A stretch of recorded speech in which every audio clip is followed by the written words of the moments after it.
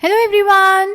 तो बेटा हम पढ़ रहे हैं इवोल्यूशन और आज की वीडियो में हम पढ़ने वाले हैं हार्डी-विनबर्ग प्रिंसिपल। ठीक है, चलिए स्टार्ट करते हैं।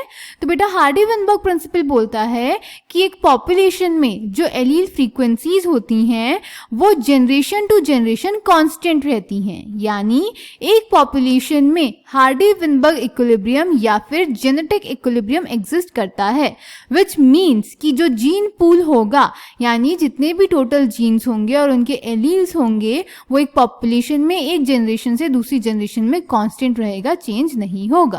अगर ये चेंज हुआ यानी जेनेटिक इक्विलिब्रियम में या हार्डी-विनबर्ग इक्विलिब्रियम में कोई डिस्टर्बेंस आया और एलिलिक फ्रीक्वेंसीज चेंज हुई तो हम बोलेंगे कि उस पॉपुलेशन में इवोल्यूशन हुआ है। ओके तो जितनी भी एलिलिक फ्रीक्वेंसीज हैं उनका सम 1 आना चाहिए। तो सपोज जो हमारा डोमिनेंट एलील है उसको हम रिप्रेजेंट करेंगे उसकी फ्रीक्वेंसी को स्मॉल p से। तो डिप्लॉयड ऑर्गेनिज्म में अगर होमोजाइगस कंडीशन है डोमिनेंट एलील के लिए तो उसकी प्रोबेबिलिटी हो जाएगी p into p, that is p square. Similarly recessive allele के लिए देख लेते हैं होमोजाइगस कंडीशन में, अगर हम रेसेसिव एलील को स्मॉल q से रिप्रेजेंट करेंगे उसकी फ्रीक्वेंसी को तो होमोजाइगस कंडीशन के लिए हो जाएगा q multiplied by q, that is q square. अब हेटेरोजाइगस कंडीशन देख लेते हैं। सपोज एक सेट में है dominant allele that is p frequency और दूसरे पे है q frequency that is recessive allele, और एक कंडीशन हो जाएगी इसकी अपोजिट यानी पहले वाले पे होगा रेसेसिव और दूसरे पे डोमिनेंट, तो वो हो जाएगा pq plus pq that is 2pq। तो p square plus 2pq plus q square 1 होना चाहिए। अगर आप ध्यान से देखें तो ये मैथमेटिकल आइडेंटिटी है, a square plus 2ab plus b square is equals to a plus b का होल स्क्वायर, तो यहाँ पर भी हो जाएगा p प्लस q का होल स्क्वायर इक्वल्स 1। ठीक है, where p and q are allelic frequencies. Okay बेटा, ये है हार्डी-विनबर्ग प्रिंसिपल। अब बात कर लेते हैं उन फैक्टर्स की जो कि हार्डी-विनबर्ग इक्विलिब्रियम को अफेक्ट करते हैं। There are 5 major factors which affect Hardy-Weinberg equilibrium and they are gene migration or gene flow, genetic drift, mutation, genetic recombination and natural selection. Gene migration क्या होता है? जब एक पॉपुलेशन में से कुछ लोग एक जगह से दूसरी जगह चले जाते हैं तो जीन माइग्रेशन होता है, जिसकी वजह से पुरानी पॉपुलेशन से जो जीन होते हैं वो डिलीट हो जाते हैं और नई पॉपुलेशन में नए जीन्स ऐड हो जाते हैं। This is gene migration. अगर ये मल्टीपल टाइम्स हो तो उसको जीन फ्लो बोलते हैं और बाय चांस चेंजेस से हो तो उसको जेनेटिक ड्रिफ्ट बोलते हैं। ओके, पढ़ लें इसको। Migration of a section of population to another place occurs, gene frequencies change in the original as well as in the new population. New genes or alleles are added to the new population and these are lost from the old population. There would be a gene flow if this gene migration happens multiple times, and if the same change occurs by chance, it is called genetic drift. Okay तो genetic drift हमने अभी पढ़ा कि chance changes से अगर gene migration होता है तो उसको हम जेनेटिक ड्रिफ्ट बोलते हैं, यानी जीन फ्रीक्वेंसीज डिफर करती हैं। इसमें फाउंडर इफेक्ट के बारे में मैंने आपको पहले भी बताया था। The change in allele frequencies so different in the new sample of population that they become a different species. The original drifted population is known as founders. Okay, then mutations आपको पता है क्या होते हैं? ये हेरिटेबल सडन चेंजेस होते हैं और जो हमारे एडवांटेजियस म्यूटेशन होते हैं जो हमें बेनिफिट करते हैं वही सेलेक्ट होते हैं और वही प्रोजेनी को नई स्पीशीज बनाने में हेल्प करते हैं। Advantageous mutations when selected will result in observation of new phenotypes which will result in speciation. Okay, और नेचुरल सिलेक्शन क्या होता है? हेरिटेबल वेरिएशन का नेचर सिलेक्शन करती है फॉर सर्वाइवल और बेटर रिप्रोडक्शन। क्लियर? तो ये है बेटा 4 factors and last is genetic recombination, जो कब होता है? क्रॉसिंग ओवर में और रिप्रोडक्शन के टाइम पे। तो नेचुरल सिलेक्शन 3 चीजों को, 3 फिनोमेना को लीड कर सकता है। They are stabilization, directional change and disruption. Stabilization क्या होता है कि जो एक कैरेक्टर ऑलरेडी सिलेक्टेड है उसी को और ज्यादा नीचे सिलेक्ट करे जा रहा है और उसका पीक हाई और नैरो हो रहा है। डायरेक्शनल चेंज में क्या होता है? कोई एक ही टाइप का कैरेक्टर सिलेक्ट होता है नेचुरल सिलेक्शन में तो पीक एक तरफ शिफ्ट हो जाता है।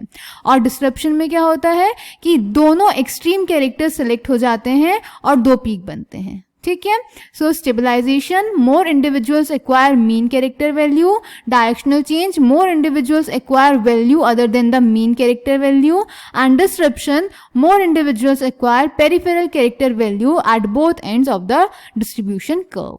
तो ये था बेटा हार्डी-विनबर्ग प्रिंसिपल। अब इसको एनसीईआरटी से पढ़ लेते हैं। In a given population one can find out the frequency of occurrence of alleles of a gene और a locus. This frequency is supposed to remain fixed and even remain the same through generations. Hardy-Weinberg principle stated it using algebraic equations. This principle says that allele frequencies in a population are stable and is constant from generation to generation.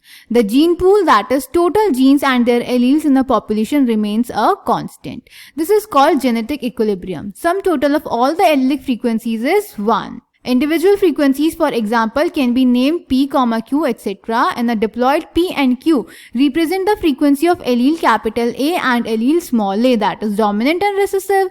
The frequency of capital A individuals in the population is simply P square. This is simply stated in another ways, that is the probability that an allele capital A with a frequency of small p appear on both the chromosomes of a diploid individual is simply the product of the probabilities, यानी capital A के लिए भी small p और capital A के लिए भी small p, that is p square. Similarly, of small a is q square, of capital A small a is 2pq.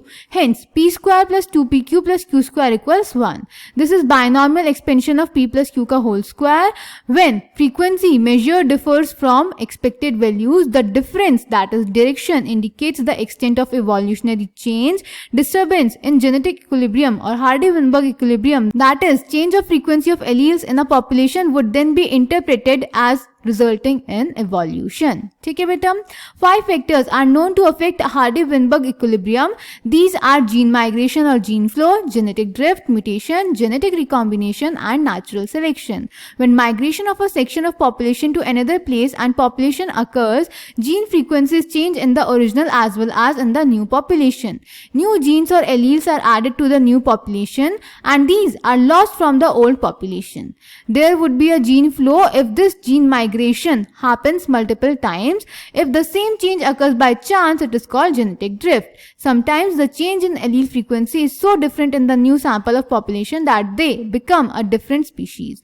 The original drifted population becomes founders and the effect is called founder effect. ये सारी चीजें बेटा हमने पीछे notes में लिखी हैं, पढ़ी हैं, डिस्कस करी हैं. Okay? So, microbial experiments show that pre-existing advantageous mutations when selected will result in observation of new phenotypes. Over few generations, this would result in speciation. Natural selection is a process in which heritable variations enabling better survival are enabled to reproduce and leave greater number of progeny. A critical analysis makes us believe that variation due to mutation or variation due to recombination during gametogenesis or due to gene flow or genetic drift results in changed frequency of genes and alleles in future generation. Coupled to enhance reproductive success, natural selection makes it look like different population. Natural selection can lead to stabilization, that is, in which more individuals acquire mean character value, or directional change, that is, more individuals acquire value other than the mean character value, or disruption, more individuals acquire peripheral character value at both ends of the distribution curve. ठीक है, ये है हमारा Hardy-Weinberg equilibrium का graph, जिसमें आपको पहले original graph दिखाया गया है जिसमें number of individuals with phenotype दिखाया गया है. तो बीच का इंडिविजुअल प्रेफर किया गया, स्टेबलाइजेशन में वही और सिलेक्ट होता जाएगा, डायरेक्शनल में उनमें से कोई एक सिलेक्ट होगा और डिस्क्रिप्शन में दोनों सिलेक्ट होंगे. ठीक है, ये था हमारा हार्डी-विनबर्ग इक्विलिब्रियम. नेक्स्ट वीडियो में बेटा हम पढ़ेंगे a brief account of evolution. Okay, आपको कोई भी डाउट होगा तो आप कमेंट सेक्शन में पूछ सकते हैं. Thank you.